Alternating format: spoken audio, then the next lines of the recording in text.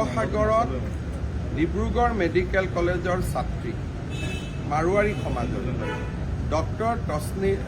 Doctor Sarita তছনিৱালক যেতিয়া নিৰ্মমভাৱে হত্যা কৰা হৈছিল, শিৱসাগৰৰ সকলো জাতি জনগোষ্ঠীয়ে মাৰোৱাৰী সমাজখনৰ হৈ থিয় দিছিল।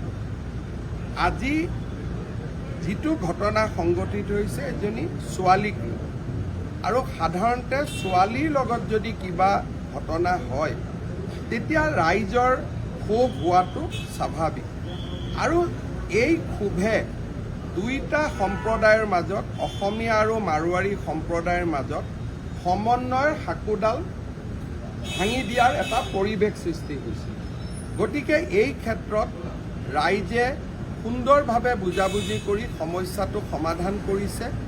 মই ভাবোঁ যে ইয়াক আমি মান আৰু সন্মানৰ প্ৰশ্ন হিচাপে ল'ব নালাগে, যিহেতু ইয়াত এগৰাকী ছোৱালীৰ কথা জড়িত হৈ আছে। যদি ছোৱালীৰ কথা জড়িত নহ'লহেঁতেন, চান্দা বৰঙণিৰ কথা থাকিলহেঁতেন, তেতিয়াহ'লে আমি তাত সজোৰে মাত মাতিলোঁ। কিন্তু চান্দা বৰঙণিৰ কাৰণে এইটো ঘটনা হোৱা নাই, ছোৱালী এজনীৰ কাৰণে ঘটনা হৈছে।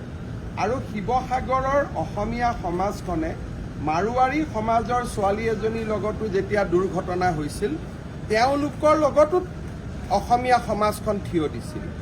গতিকে এইটো প্ৰতিষ্ঠাৰ যুদ্ধ নহয়, ছোৱালী এগৰাকীৰ প্ৰতি হোৱা অন্যায়ৰ বিৰুদ্ধে হোৱা ক্ষোভক আমি প্ৰশমন কৰিব চেষ্টা কৰিছোঁ।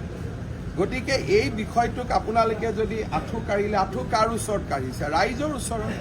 ৰাইজতকৈতো ডাঙৰ কোনো নাই। গতিকে ই কোনো প্ৰতিষ্ঠাৰ বিষয় নহয়। মই মাৰোৱাৰী সমাজখনকো আহ্বান জনাম যে এইটো আপোনালোকেও প্ৰতিষ্ঠাৰ বিষয় হিচাপে নল'ব, কাৰণ আমাৰ সৰিতা তছনিৱাল, আমাৰ ছোৱালীজনীৰ ওপৰত যেতিয়া ঘটনা হৈছিল, শিৱসাগৰৰ একেবোৰ দল সংগঠন তেওঁলোকৰ লগতো থিয় দিছিল। আৰু যোৱাকালি গোটেইকেইটা দল সংগঠনে কৈছে যে আজিৰ পৰা আমাৰ একো নাই, আমি যেনেকৈ আছিলোঁ আমি তেনেকৈ হৈ গ'লোঁ। গতিকে মই ভাবোঁ যে এই ক্ষেত্ৰত ৰাজনৈতিক বিতৰ্ক কৰিব নালাগে। চান্দা বৰঙণিৰ যদি কথা হ'লহেঁতেন তেতিয়া আমি কোনো ক্ষেত্ৰতে এইটো কথা নকলোহেঁতেন। কিন্তু ছোৱালী, অসমীয়া হওক, মাৰোৱাৰী হওক, হিন্দু হওক, মুছলমান হওক, ছোৱালী এজনীৰ যেতিয়া প্ৰতিষ্ঠা বা তেওঁৰ সন্মানৰ কথা আহে, তেতিয়া আমি মনত একো ভাৱ ৰাখিব নালাগে। এনেকুৱা ঘটনাত যদি কোনোবাই ক'লেহেঁতেন মুখ্যমন্ত্ৰীজনৰ আঁঠু কাঢ়ি দিয়ক, তো ময়ো আঁঠু কাঢ়ি দিলোঁ। কাৰণ অসমীয়া ছোৱালী হওক, মাৰোৱাৰী ছোৱালী হওক, বিহাৰী ছোৱালী হওক, বঙালী ছোৱালী হওক, ছোৱালীৰ সন্মানতকৈ আমি কোনো ডাঙৰ নহয়। গতিকে কালি যদি শিৱসাগৰ ৰাইজে ক'লেহেঁতেন যে মুখ্যমন্ত্ৰী ইয়াত আহি আঁঠু কাঢ়ক, তেতিয়া আমাৰ খংটো কমিব, ময়ো গৈ আঁঠু কাঢ়ি দিলোঁ। গতিকে এই বিষয়টোত চব বিষয়ত ৰাজনীতি নহয়। এইটো ক্ষেত্ৰত মই ভাবোঁ যে আমি এখন বিশাল হৃদয়েৰে ঘটনাটো পাহৰি যাব লাগে। মই সংবাদ মাধ্যমকো আহ্বান জনাম যে এইটো ঘটনা আৰু পিটিকি থকাৰ প্ৰয়োজন নাই।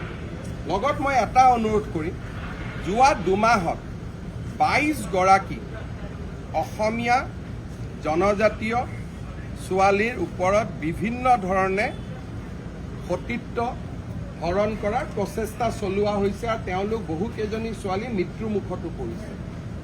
শিৱসাগৰৰ ৰাইজে যি ধৰণৰ প্ৰতিবাদ কৰিলে, শিৱসাগৰ ৰাইজক মই ধন্যবাদ জনাইছোঁ। বাকী অঞ্চলৰ ৰাইজেও য'তেই ছোৱালীৰ ওপৰত অত্যাচাৰ হয় তেনেকৈ গৰজি উঠিব লাগে।